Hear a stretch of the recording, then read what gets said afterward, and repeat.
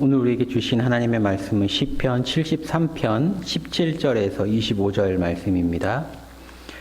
하나님의 성소에 들어갈 때에야 그들의 종말을 내가 깨달았나이다. 주께서 참으로 그들을 미끄러운 곳에 두시며 파멸에 던지시니 그들이 어찌하여 그리 갑자기 황폐되었는가. 놀랄 정도로 그들은 전멸하였나이다.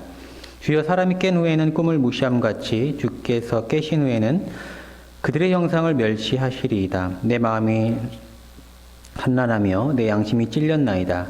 내가 이같이 우매무지함으로 주 앞에 짐승이오나 내가 항상 주와 함께하니 주께서 내 오른손을 붙드셨나이다. 주의 교훈으로 나를 인도하시고 후에는 영광으로 나를 영접하시리니 하늘에서는 주 외에 누가 내게 있으리요 땅에서는 주밖에 내가 사모할이 없나이다. 우리가 이렇게 언론에 보면요, 그 악인이 자기가 지은 죄보다 전혀 형벌을 받지 않고 무죄를 받고 억울하게 또 그런 모습을 우리가 보면서 우리의 마음에 억울함이 있어요. 분노함이 생깁니다. 악인은 왜 저렇게 잘 될까? 저렇게 형통할까? 심지어 죽는 그날까지 장수하면서 옆에서 아주 좋은 의료진을 누리면서 그렇게 살아가는 모습을 보고 참 끝까지 악행을 저지름에도 불구하고 그렇게 호의호식하는 모습을 보면서 우리 안에는 분노가 있고 절망이 있습니다. 또 내가 이렇게 성실하게 살아서 뭐하나, 또한 정당한 방법으로 이 세상을 살아가는 것은 바보 같은 짓 아닌가, 이런 생각이 듭니다. 하나님은 왜 악인을 바로바로 심판하지 않을까? 왜 그들은 죽을 때까지 형통한 것처럼 보이고 심지어 자식들도 그 잘못된 방법으로 축적된 부와 권력을 누리면서 떵떵거리고 살까? 이러한 모습을 보면서 절망한 사람이 있습니다. 아삽입니다. 아삽. 오늘 우리가 나눌 시편 73편은 아삽이 지은 시입니다. 아삽은 찬양대원이었고 또한 오케스트라 지휘자였습니다. 그는 신실하게 성전에서 하나님을 묵상하고 평생 하나님을 섬기며 살았던 사람입니다. 그런데 그가 악인의 형통함과 그들이 죽을 때까지 잘됨을 보고 그 마음의 절망과 분노를 하나님께 표현하고 있습니다. 그것이 바로 시편 73편의 내용입니다. 1절부터 9절까지 나누겠습니다. 하나님이 참으로 이스라엘 중 마음이 정결한 자에게 선을 행하시나 나는 거의 넘어질 뻔하였고 나의 걸음이 미끄러질 뻔하였으니 이는 내가 악인의 형통함을 보고 오만한 자를 질투하였음이로다. 하나님은 마음이 정결한 자에게 선을 행하시는 분이십니다. 그런데 악인들이 하나님의 심판을 받지 않고 저렇게 잘 사는 것을 보니까 자기가 너무 실족해서 넘어질 뻔했고 미끄러질 뻔했다고 합니다. 심지어 그 오만한 자들이 너무 잘 되니까 삐뚤어진 질투심이 일어나는 거예요. 나 바보같이 사는 거 아닌가? 나도 저렇게 살면 되는 거 아닌가? 그 잘못된 오만한 자를 질투하였다, 이렇게 고백하고 있습니다. 그들의 형통함이 어느 정도였냐면은 4절 말씀부터 보면 그들은 죽을 때에도 고통이 없고 그 힘이 강건하며 사람들이 당하는 고난이 그들에게는 없고 사람들이 당하는 재앙도 그들에게 없나니. 하나님 어떻게 그렇습니까? 저들은 죽을 때까지 편안하게 삽니다. 호의호식하면 삽니다. 장수하면 삽니다. 누릴 거 다 누리고 삽니다. 그리고 평생에 그들이 고난이 없어요. 염려가 없어요. 근심이 없어요. 그들은 악한 사람이고 잘못된 방법으로 살아가고 있고 권력과 부를 누리면서 쌓아가고 살아가고 있는데 그들이 오히려 형통한 것처럼 보이고 그 형통함을 죽을 때까지 누리는 것처럼 보이니 아삽이 볼 때는 너무 괴로운 것입니다.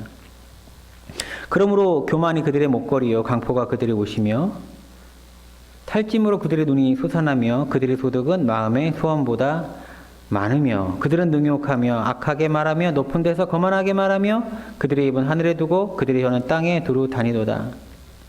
그러니까 그들이 교만할 수밖에 없다는 거예요. 하나님이 저렇게 내버려두시니까, 심판하지 않으니까 그들은 교만하고 약한 사람들한테 강포하고, 그리고 그들의 형통함이 얼마나 대단하냐면은 그들의 마음의 소원보다 더 많은 부가 쌓인다는 겁니다. 그들이 악행으로 돈을 버니까, 부지런하게 돈을 버니까 그들이 생각했던 것보다 더 빨리 부가 쌓인다는 겁니다. 그것을 보고 아삽이 얼마나 분노했겠습니까? 얼마나 절망했겠습니까? 그렇게 하나님을 시편 73편을 앞에를 보면 하나님 내 마음은 절망하고 악인의 형통함으로 인해서 그들의 잘됨을 보면서 질투가 나고 그들이 왜 그렇게 잘 되는지, 왜 하나님이 심판하지 않는지 하나님에게 강렬히 호소하고 있는 모습을 우리가 보게 됩니다. 그런데 아삽에게 하나님이 깨달음을 주십니다. 17절 말씀부터 보겠습니다. 하나님의 성소에 들어갈 때에야 그들의 종말을 내가 깨달았나이다. 아삽이 하나님 예배하려고 성전에 들어갈 때에 하나님 깨달음을 주셨는데 그것이 뭐냐면 바로 그들의 종말에 관한 거였습니다. 악인들이 평생 호의호식하며 죽을 때까지 사는 것 같은데 그들의 마음의 소원보다 더 형통함을 누리는 것 같은데 하나님이 아삽에게 깨달음을 줬어요. 18절 19절 말씀에 주께서 참으로 그들을 미끄러운 곳에 두시며 폐면에 던지시니 그들이 어찌하여 그리 갑자기 황폐되었는가? 놀랄 정도로 그들은 전멸하였나이다. 하나님이 아삽에게 준 깨달음은 크게 두 가지였습니다. 하나는 뭐였냐면은 그들은 반드시 파멸한다. 내가 그들을 심판한다. 그러니까 아삽이 잘못 판단한 것은 뭐였냐면 그들이 왜 현세 안에 심판을 받지 않습니까? 라고 고백한 거죠. 하나님 그들이 살아있을 동안 심판해주세요. 그것이 정의입니다. 라고 아삽은 정의의 범위를 정했어요. 그런데 하나님은 뭐라고 얘기하시냐면 사람은 현세가 있고 영세가 있다고 알려주신 겁니다. 우리의 시간은 영원하다는 거예요. 하나님은 우리에게 시간을 주실 때 영원한 시간을 주셨습니다. 모든 사람에게 태어나는 것은 각자이지만 그때부터 영원한 시간을 누린다고 하나님은 우리에게 그런 선물을 주셨어요. 그런데 이 선물이 악인에게는 극도로 잔인한 형벌이 될 수 있습니다. 여러분 우리가 현세를 살아봤자 얼마나 삽니까? 100년 전후입니다. 잘 살면 오래 살면 100년 전후예요. 죽을 때까지 형통할지라도 그 100년 동안 어떤 행위를 했느냐, 하나님을 붙들었느냐, 하나님과 동행했느냐, 하지 않았느냐, 그것을 가지고 하나님이 영원한 형벌을 내린다는 거예요. 영세, 끝없는 시간을 그들을 심판한다는 겁니다. 하나님이 아삽에게 그런 깨달음을 주셨어요. 악인이 현세에는 부와 권력을 누리는 것처럼 보일지라도 그들은 파멸한다. 그들의 파멸이 얼마나 순식간이며 영원한지 그 아삽이 뭐라고 얘기하냐면 사람이 꿈을 깬 후에는 그 꿈을 잊어버린 같이 그 악인들의 형통함을 잊어버린다는 거예요. 찰나라는 얘기죠. 찰나. 아삽은 하나님의 깨달음으로 형통함에 대해서 바른 정의를 내릴 수 있었습니다. 두 가지 이제 깨달음을 주셨다고 했는데 바로 두 번째는 형통함에 대한 정의입니다. 형통함에 대한 정의. 아삽은 지금까지 악인들의 형통함을 보고 분노하고 괴로워하고 심지어 질투한다고까지 고백했는데 그 형통함에 대한 정의가 뭡니까? 좋은 옷 입는 거죠. 맛있는 음식 먹는 거죠. 화려한 곳에 사는 겁니다. 부족하지 않는 재정을 누리는 거고 높은 권력, 막강한 권력을 누리는 것이 아삽이 정의한 형통함이었어요. 하나님이 깨달음을 주시기 뭐라고 하냐면 사람에게 있어서 진정한 형통은 무엇이냐?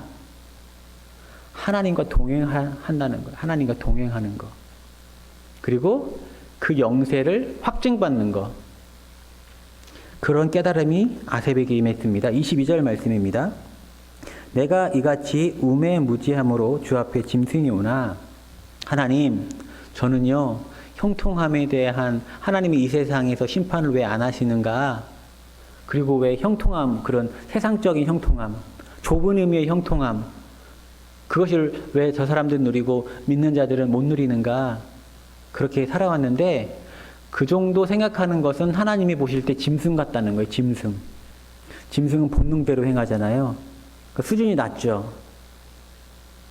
하나님 보시기에 아삽이 그런 짐승 같아 보였을 거라는 거예요. 그런 깨달음을 깨달으니까. 내가 항상 주와 함께하니 주께서 내 오른손을 붙드셨나이다. 주의 교훈으로 나를 인도하시고 후에는 영광으로 나를 영접하시리니 최고의 형통함이죠. 주의 교훈으로 나를 인도하시고 내가 아플지 몰라도 혹 가난할 때가 있을지 몰라도 언제나 하나님이 나를 인도하시고 또 후에는 영광으로 나를 영접하시리니 끝없는 하나님께서 영원한 시간을 주셨는데 그 시간에 우리가 무엇하고 하나님이 영광으로 우리를 영접한다는 거예요. 아들아 따라왔느냐 나와 함께 영원히 살자. 천국 소망을 주셨다는 거예요. 그 진정한 형통이라고 하나님은 아삽에게 깨달음을 주었다는 거예요. 그 깨달음을 깨닫고 나니까 아삽이 그러한 부러움이 없는 거예요. 하나님의 공의를 의심하지 않는 겁니다. 하늘에서는 주의 누가 내게 있으리요? 땅에서는 주밖에 내가 사모하리 없나이다. 그런 깨달음을 경험하니까 하늘에서도 하나님이 소망이고 땅에서도 하나님이 소망이라고 아삽은 고백하고 있습니다.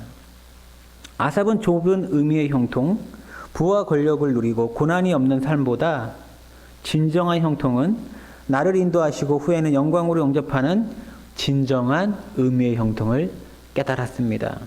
그래서 그러한 깨달음이 있고 난 이후에 하나님을 온전히 더욱더 사모하게 되었다고 오늘 시편 73편에서 고백하고 있습니다. 사랑하는 성도 여러분, 만약 우리도 좁은 의미의 형통만을 생각한다면 우리가 어려울 때, 힘들 때, 또 반대로 악인들이 잘못된 방법으로 부와 권력을 누릴 때, 그가 죽을 때까지 누리고 그 자식들도 누리고 이러한 것을 보면서 우리는 절망하겠죠. 나 하나님의 말씀하시는 공의와 정의대로 살고 싶지 않아. 나도 편법을 쓸래. 그런 마음에 올라올 수도 있고요. 그러나 우리가 아삽이 누렸던 그런 깨달음을 우리도 깨닫는다면 진정한 형통은 이 현세에 하나님이 나를 인도하시고 임마누엘 하나님을 경험하고 체험하고 날마다 하나님과 동행하고 또 후에는 영광으로 나를 영접해 준다고 하는 천국 소망을 가지고 살아가는 것이 진정한 소망임을 깨닫기 바랍니다. 그런 깨달음이 저와 여러분 모두에게 임하시기 바랍니다. 그리하여 성도로서 올바르게 살아가시기 바랍니다. 현세에는 하나님의 인도하심이, 영세에는 하나님의 구원하심이 우리 모두에게 충만할 것입니다. 하나님, 우리에게 깨달음을 허락하여 주옵소서. 기도하겠습니다. 하나님 아버지, 우리가 주변에 볼 때 우리의 좁은 사고로 판단할 때에 세상의 부조리가 너무 많습니다. 그것을 보고 괴롭습니다. 또 우리가 연약해지고 아파하고 힘들어질 때 하나님 우리를 인도하지 않는가 이런 의심이 들 때도 있습니다. 그런 여러 가지 상황 속에서 언제나 하나님을 신실하게 따라갈 수 있는 신앙 허락하여 주옵소서. 하나님이 이미 우리와 동행하고 계시며 또한 후에는 영광으로 우리를 영접하실 것을 올바로 고백할 수 있는 신앙인 되게 하시고 그 신앙이 소망이 되어서 이 세상을 살아갈 수 있는 능력이 되게 하여 주옵소서. 하나님 영광 올려드립니다. 이 모든 말씀 우리 주 예수님의 이름으로 기도합니다. 아멘.